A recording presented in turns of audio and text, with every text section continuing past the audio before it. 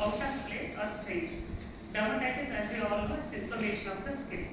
So atopic dermatitis is one of the common, highly pruritic, relapsing, chronic inflammatory skin disorder, which typically starts in infancy or early childhood, and it is associated with pruritus, inflammation, and lichenification. Most often it is associated with personal or family history of atopic dermatitis. Atopic dermatitis is nothing but association of allergic rhinitis, bronchial asthma. The elevated serum IgE levels is often noted, and worldwide approximately 20% of children and 1 to 3% of adults are affected by atopic dermatitis. Atopic dermatitis is the constellation of clinical features like pruritus, facial and extensor eczema in case of infants and children, and flexural eczema in case of adults. The first step in the development of atopic disease is atopic dermatitis. Atopic march, it is the tendency of atopic dermatitis or eczema to precede the development of food allergy, allergic rhinitis, and asthma, which occurs in later life. The chronicity of disease in childhood has got substantial psychosocial effect as well as huge economic burden on both patients as well as parents. So coming to epidemiology, the prevalence in India is quite low, approximately 3 to 4.2%. And in the past 3 decades, there is approximately 2 to 3-fold rise in the prevalence, which could be because of urbanization, exposure to various environmental pollutants, modernized housing, climate change, exposure to pets, diet, and early weaning practices. Coming to the etiopathogenesis, in the context of atopic dermatitis, we have inside-out model and outside-in model, which describe the competing theories about the disease origin. In inside-out model, it focuses more on the immune system as the primary driver for the atopic dermatitis. It states that there is immune dysregulation, which will cause inflammation.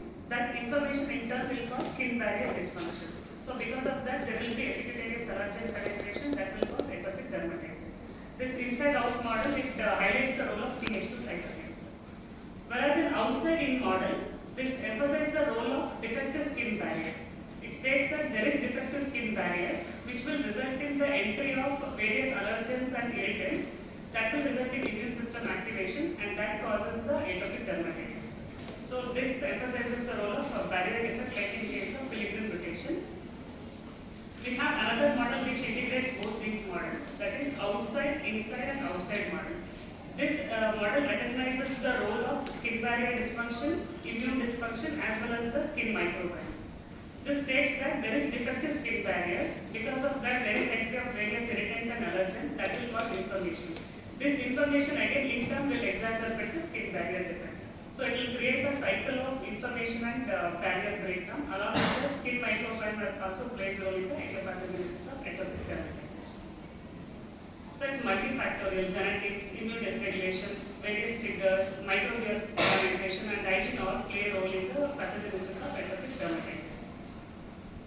Genetic factors, it accounts for about 90% of susceptibility to early onset atopic dermatitis. Parental history of atopic dermatitis is strongest risk factor for the development of atopic dermatitis when compared to asthma and allergic rhinitis. Various skin barrier or epidermal differentiation genes and immune response or host defense genes play a key role, the major one being filigrein. So few words about filigrein. Profiligrein is a major component of keratohyalin granules that is degraded to filigrein. So how does this filigrein help? It acts as a defense against the entry of various allergens and microorganisms. So it acts as a barrier. It acts as a natural moisturizing factor. It maintains the pH of skin and it helps to prevent the transepidermal water loss, and it has got photoprotective and immunomodulatory effect.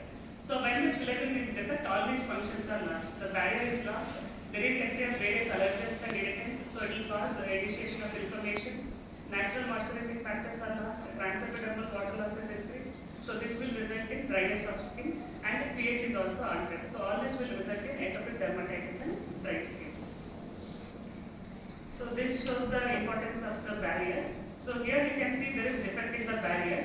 So this will result in influx of allergens and irritants, and this will initiate the inflammatory response. This again might aggravate the barrier disruption.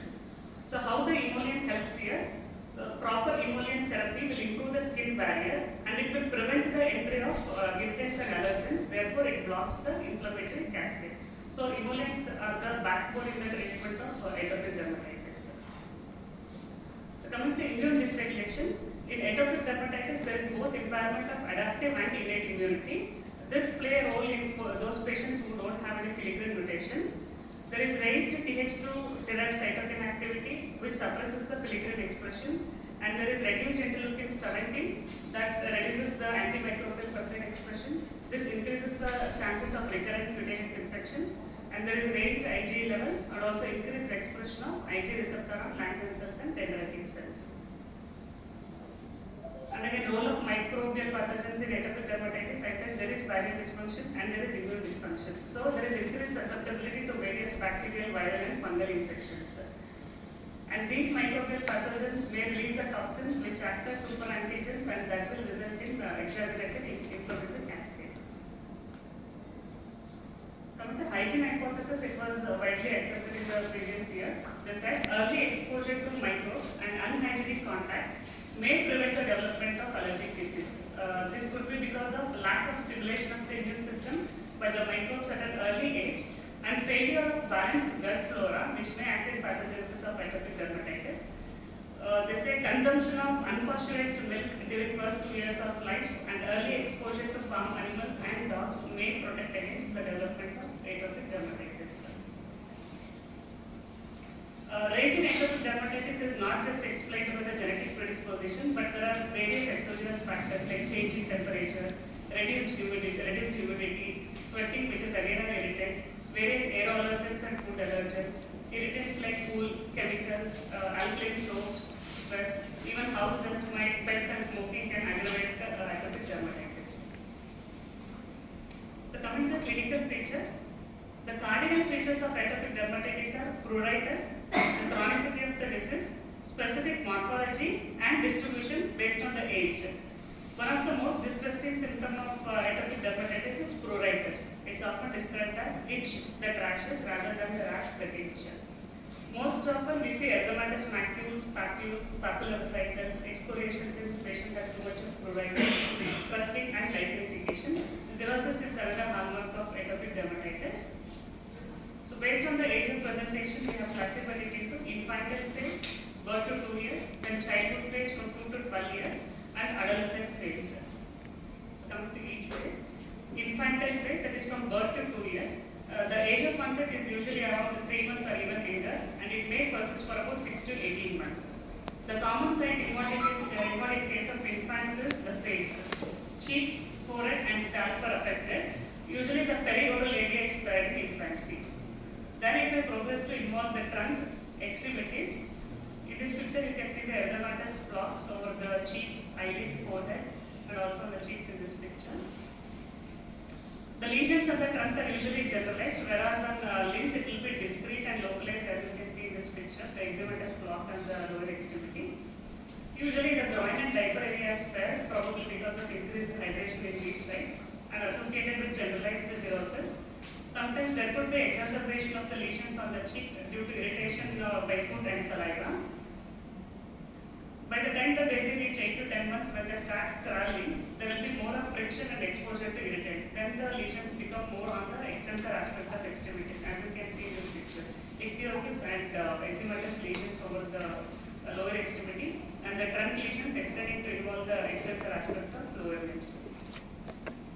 Other sites like anterior cubital fossa, popliteal fossa, and periorbital area are affected. And there is characteristic sparing of the nose and the medial aspect of the cheeks, that is known as headlight sign. In case of infancy, it's more of acute and exudative lesions. There will be exacerbations and revisions with about half of the cases resolving by 18 months of age, whereas rest of the cases may progress to childhood atopic dermatitis. Because of inflammation and repeated rubbing, you can see alopecia on the scalp. Then coming to the childhood phase, in infantile phase it was more on the face and over the extensor aspect. Now it changes towards the flexural pattern by 2 to 3 years of age. In infantile phase it was more of acute and exudative lesions, whereas here it is more of chronic and lichenified lesions.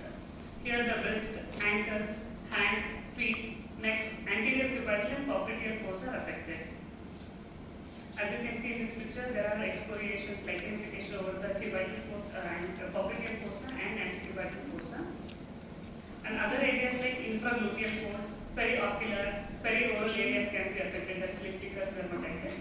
And you can see characteristic rippled hyperpigmentation on the lateral and anterior aspect of the neck. That is called as atopic dirty neck, as you can see in this picture. There could be nail dystrophy, paronychia, pigmentary changes like post-inflammatory hypo or hyperpigmentation can be noted. Less commonly, when there are extensive lesions, they can go for erythroderma, as you can see in this picture, where they will have generalized erythema and scaling affecting more than 90% of the skin. And here you can see the post-inflammatory hyperpigmentation over both the legs. Coming to adolescent phase, that is from puberty to adults, again here flexural folds are commonly involved. Face, neck, dorsal aspect of the hands and feet, fingers and toes are commonly affected. They'll have flexural lichenification, erythematous papules, plaque, crusting and exudation will be there. Hands and fingers are commonly involved because of exposure to irritants, where it presents with fissures and scaling of the palms. As you can see in this picture, involving the tips of the fingers. Rarely, the adolescent can progress for adult atopic dermatitis. Very rarely, approximately 1 to 3% of the adults can have the AD onset first time during adult phase. That is after the age of 18 years, where there is more of flexural involvement. And also, erythroderma chances are high in case of adult atopic dermatitis. There are various other clinical features which are associated with atopic dermatitis, which may give clue towards the diagnosis. Like, for example, facial pallor, white dermographism. White dermographism is nothing like we have to stroke the skin, normal appearing skin, by using a blunt object, usually on the flexor aspect of the forearm or on the upper back. Immediately you will see erythema for about 10 seconds, which will change towards the pale area. That will persist for about 60 seconds or even more, which could be because of vasoconstriction. About 8 to 10% of cases are association with ichthyosis vulgaris. Other features like keratosis pilaris, lichen spinulosus, pityriasis alba, which is commonly seen, dyshydrotic eczema, that is pompolex. In this picture, you can see ichthyosis, pityriasis alba, hypopigmented lesions on the face, and pigmented vesicles with secondary infection over the palms, that is dyshydrotic eczema, also known as pompolex. And hyperlinearity of the palms and soles is another characteristic feature, which is often associated with filigree rotation and ichthyosis, as you can see in these pictures. Then demi-normal fold, it's an extra fold of skin underneath the inferior eyelid, which starts from the inner canthus. So in case of allergic rhinitis or when they have irritation, the kids go on biting the nose upward. That is called as allergic salute. That can result in exaggerated linear crease, as you can see in this picture. And there could be thinning or loss of lateral part of the eyebrows. That is called as Hutter's sign, which is also seen in hypothyroidism and leprosy in various other conditions. And ocular complications are seen usually with moderate to severe atopic dermatitis due to chronic rubbing, like papillary conjunctivitis, eyelid dermatitis, blepharitis, allergic keratoconjunctivitis, keratoconus, and posterior subcapsular cataract. Then other atypical features, common ones are like eyelid eczema, infraauricular or retroauricular eczema, infranasal fissure, fingertip eczema, juvenile plantar dermatosis, posterior thigh dermatosis, lip pickle dermatitis, nipple eczema, perianal and genital dermatosis, various morphological patterns like lichenoid atopic dermatitis, where they will have extremely pruritic, non-vivacious, hyperpigmented clots over extensor aspect of extremities, nummular type, where they will have the coin-shaped lesions, follicular eczema, alopecia, eczema coccineum, psoriasiform atopic dermatitis. These are the various atypical morphological features. Here you can see the eyelid eczema, where there is bilateral symmetrical erythema and scaling affecting the eyelids, retroauricular fissuring, and fingertip eczema, posterior thigh dermatitis, cheilitis. This is perioral dermatitis, where there will be erythema, hyperpigmentation, and scaling in the perioral area. Allergic shiners, this is due to repeated rubbing of the eyelids, which will result in periorbital hyperpigmentation. Coming to the diagnosis, it's mainly clinically based. There are no specific laboratory tests to diagnose atopic dermatitis. Gold standard diagnostic criteria was put forward by Hanifin and Rajit in 1980, and that was modified by Hanifin in 2001. There are various criteria which are proposed over years, but most commonly used are Hanifin and Rajit criteria, modified Hanifin criteria, and UK diagnostic criteria. Coming to Hanifin and Rajit criteria, we have major and minor features. 4 major features and 23 minor features, out of which 3 major and 3 minor there for diagnosis. The major or basic features are, one is pruritus, the other is typical morphology and distribution, that is flexural electrification in adults, facial and extensor involvement in infants and children. Then chronicity of the disease, personal or family history of atopy, that could be either asthma, allergic rhinitis or atopic dermatitis. 3 out of 4 should be there. And minor features, out of 23, 3 should be there, like cirrhosis, ichthyosis, palmar hyperlinearity, keratosis pilaris, immediate hypersensitivity skin test, raised serum Ig levels, early age of onset, recurrent cutaneous infections, hand-foot eczema, nipple eczema, cheilitis, recurrent conjunctivitis, other ocular features like denim organ fold, keratoconus, cataract, orbital darkening, white dermographism, facial pallor or erythema, pityriasis alba, atopic dermatitis, itch when sweating, intolerance to wool or liquid solvents, perifollicular accentuation, food intolerance, and the cause being influenced by environmental or emotional factors. 3 major and 3 minor criteria points towards the diagnosis of atopic dermatitis. Then Honeycomb modified this criteria in 2001, where 2 essential features should be there to diagnosis. One is the pruritus and other is eczematous changes. Those eczematous changes should be chronic or should have the relapsing course. And typical morphology, as I said, the flexural component in adults, and in children it will be face and extensor component should be there. Then in UK diagnostic criteria, the must feature is pruritus. Along with that, 3 out of 5 features should be there. Flexural dermatitis history, onset under the age of 2 years, personal or family history of asthma, hay fever, history of dry skin, and visible flexural dermatosis. So coming to the comorbidities, atopic dermatitis is often associated with food allergy. About 20 to 80% of kids will suffer from food allergy, most commonly to egg, wheat, nuts, and seafood. Asthma, allergic rhinitis, sleep loss, attention deficit hyperactivity disorder, depression, anxiety, obesity, anemia, and both irritant and allergic contact dermatitis risk is high. Then coming to the complications, they are prone for recurrent bacterial, viral and fungal infections because there is a defect in the barrier and also the immune system dysregulation is there.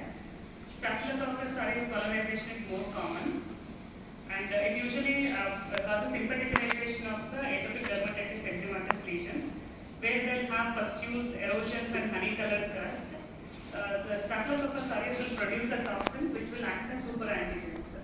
That will cause massive activation of the T cells and raised serum Ig levels, which will further initiate the inflammatory cascade and aggravate the atopic dermatitis. Then we have eczema herpeticum. It's also known as Kaposis rhizoiform eruption. This is extensive vesicular eruption that is caused by herpes simplex virus arising from pre-existing atopic dermatitis. It's very rare, approximately affects about 3% of atopic dermatitis. It's one of the dermatological emergency. If it's not treated, death is inevitable. Okay. The risk of acquiring this eczema herpeticum is early age of onset and extensive atopic dermatitis associated with raised serum Ig levels. Usually the clinical features are sudden onset of fever, malaise and lymphadenopathy. Then they have widespread dome-shaped vesicles which will rupture to form monomorphic punched out ulcers, commonly affecting the face, trunk and extremities, as you can see in this picture. This is treated with IV acyclovir 10 to 15 mg per kg per day for about 5 to 7 days, then shifted to oral acyclovir for 4 to 6 weeks. Then we have Merstrom contagiosum. The incidence of Merstrom contagiosum is more in atopics compared to non-atopics. And secondary infection with Coxsackie A6 virus can result in lead to eczema coxsacum, as you can see in this picture. The AD lesions, when they are secondly infected with Coxsackie virus A6, it will show papulovesicles, papules and erosions, as you can see in this picture. And the risk of recalcitrant dermatophytosis is also high in atopic dermatitis. Coming to the natural history of atopic dermatitis, most of the children will improve with age. Only few cases will persist into adulthood. Those persistent cases will have milder form or atypical form with longer period of remissions. There are certain risk factors like early age of onset, severe disease, female sex, and history of allergic rhinitis and asthma. These things will predict the persistence of atopic dermatitis into adulthood. Nowadays, atopic dermatitis is thought to be a lifelong disease, like hypertension or diabetes of skin. There are various differential diagnoses which has to be considered. inflammatory disorders like psoriasis vulgaris. It's easily differentiated. We will see well-defined erythematous scaly clots, mainly on the extensors, scalp, arms and soles. Pediatrics, rubra pylorus, seborrheic dermatitis. It usually presents with well-defined erythematous scaly clots with greasy scales, mainly on the seborrheic areas like scalp, face, upper chest, back and flexures. Then it has to be differentiated from contact dermatitis and nubular dermatitis. Then we have infestations like scabies. Here there will be nocturnal itching, family history will be there. Pruritic erythematous papules, excoriated papules, burrows will be seen mainly on the web space, wrist, periumbilical area, axilla. And in infants and children, scalp, face, palms and soles are also affected. And dermatophytosis, where extensive dermatophytosis also need to be differentiated. When it is severe and recalcitrant, we need to differentiate it from other immunodeficiency disorders like Bismuth-Cargill syndrome, hyper-IgE syndrome, and severe combined immunodeficiency syndrome. And also congenital disorders like Netherton syndrome, where it presents with erythroderma at birth, and later they'll develop ichthyosis, atopic dermatitis, and cash shaft abnormalities, also known as trichorexis invaginata. And other diseases like papular urticaria, where they'll have recurrent erythematous papules with excoriated papules, mainly on the exposed areas of extremities, faced with post-inflammatory hyperpigmentation. Another disease is pityriasis rosea. So coming to the laboratory test, there is no test for diagnosis of atopic dermatitis. It's mainly to rule out any triggers which are aggravating the atopic dermatitis and to rule out other differential diagnosis in case of recalcitrant atopic dermatitis and to investigate for other associated comorbidities. Serum Ig levels is raised in most of the conditions. Skin prick test and patch test are done only when we are suspecting any food allergens or aero allergens and contact dermatitis which are triggering atopic dermatitis. Skin biopsy is not routinely done. Only when there is chronic and persistent atopic dermatitis, and if we are suspecting other diseases, then we can do skin biopsy. Investigations for associated comorbidities, like if it is chronic and recalcitrant, then we have to rule out other immunodeficiency disorders. At that time, we have to rule out. And then if we are suspecting bacterial infections, gram stain, then pus culture and sensitivity has to be done. If we are suspecting herpes simplex virus infection, Zane's spear has to be done. Then coming to the management, the main aim is to control the disease, not to cure. Counseling, avoidance of triggers, emollients, and topical corticosteroids. These are the cornerstone in the management of atopic dermatitis. So the general skin care includes regular bathing to remove any crust or sweats because it's again an irritant. The bathing should be of short duration, not more than 10 minutes, and with lukewarm water because it will increase the hydration of the skin. Bubble bath has to be avoided. Alkaline soap should be avoided because it will again irritate skin, undergoes the barrier effect and increases the chance of contact dermatitis. Non-soap cleansers or scented bars of pH 5.5 are ideal. The role of antiseptic soaps in AD is again controversial. Immediately after bath, we have to pat dry with a clean cotton cloth. Then apply the moisturizer liberally all over the body within 3 to 5 minutes of bath, preferably on the damp skin. Moisturizer has to be applied every 2 to 3 times a day. Then bleach blood is one more thing which will help to reduce the staphylococcal colonization. Here we will use household bleach, that is 6% sodium hypochlorite. We can add half cup of sodium hypochlorite to 150 liter of water in the bathtub, and we have to soak the kit below neck in the bathtub for about 5 to 10 minutes. Or what we can do is 5 ml of sodium hypochlorite we can add to 50 liter of water.